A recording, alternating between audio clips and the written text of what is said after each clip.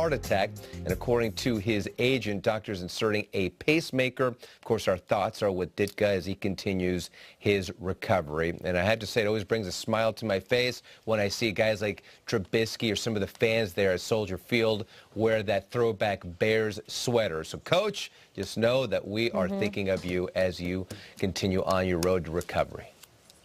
I tried to get my nephew to dress like him for Halloween one year. It's one of my favorite Halloween costumes. Well, Selva, appreciate you. Talk to you soon.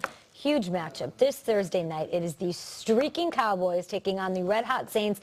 It is a game that is in Dallas, and you can watch it right here on NFL Network. Arlington will be where it's at on Thursday. Everybody knows the Saints offense, a huge threat, but there's more to them than just Drew Brees. With more on the Saints, here's James Palmer.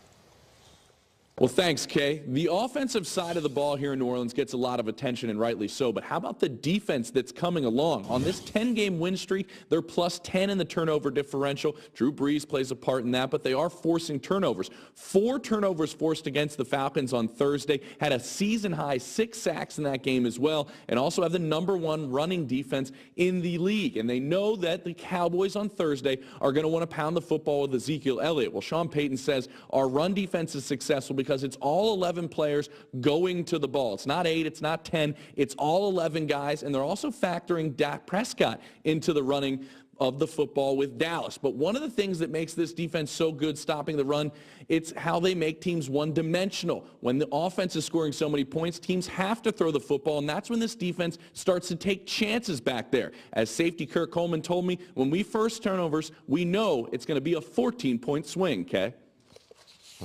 Great stuff from James Palmer there. Saints expected to win this game. That's the vibe on Twitter among pundits and so forth. Hey, Kyle, how do the Cowboys beat the Saints? James Palmer brings me to my point, and I look at this right now. Going up against Brees and the Saints is like going up against Serena Williams. All right, you got to bring everything. Peter, you're the tennis expert. Who would the Cowboys be in this analogy? If the Saints are Serena, who are the Cowboys? Simona Halep. Simona Halep? Yep, Romanian, wonderful. All right. I'm sure she's a fantastic player, but I know this. When you play Serena, just like when you play the Saints, you can't have unforced errors. That kills you every time. You can't have service errors. You can't have... Now, you got to play within yourself and execute. That brings me to my point. Dak needs to have 0 turnovers, 0 unforced errors, just like Ryan Fitzpatrick did in Week 1. No fumbles, no interceptions. Guys, Dak, in the last 3 weeks, has not turned the ball over a single time. It's the most incredible streak since the 2016 season. He has not had a lost fumble. He has not had an interception.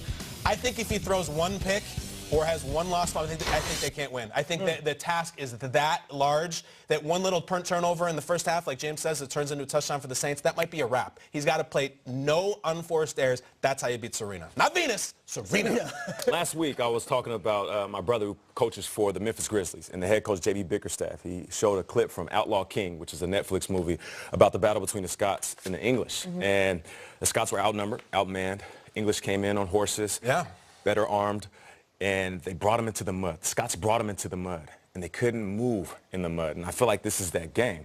And it got me thinking about my favorite games when I was younger. I remember going across the street, big old park. My favorite games, the only thing I can remember to this day is when it rained and it was muddy. Now, we couldn't throw the ball, but if you understood the landscape, if you understood how to move in the mud, you dominated. Because the other kids that came from other neighborhoods, they didn't know how to move on our grass. They didn't know how to move on our field. So I'm saying Ezekiel Elliott is going to be the key to the Cowboys winning in this game because they're going to make sure that they play in the mud.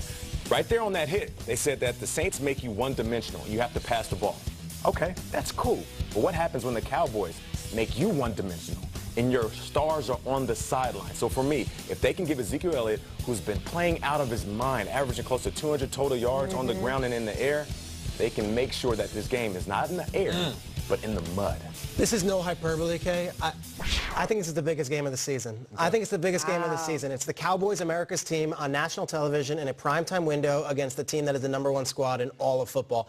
And in that biggest game, a player is going to step up. And if the Cowboys have a shot, they've got to rattle Drew Brees' cage, and that guy is DeMarcus Lawrence. If you guys haven't seen DeMarcus Lawrence, and they've been on primetime a million times, he's making $17 million this year on a franchise tag, which means it's a 1-year deal, and he will be a free agent at the end of the season if they don't opt to franchise him again.